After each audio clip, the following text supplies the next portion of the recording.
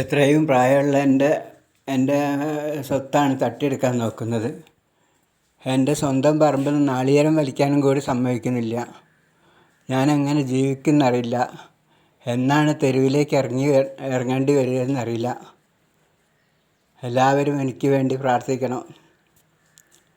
എൻ്റെ ഫോണ് കംപ്ലൈൻ്റാണ്. എൻ്റെ phone touch കംപ്ലൈൻ്റായിട്ട് ഇതുവരെ നന്നാക്കിയില്ല.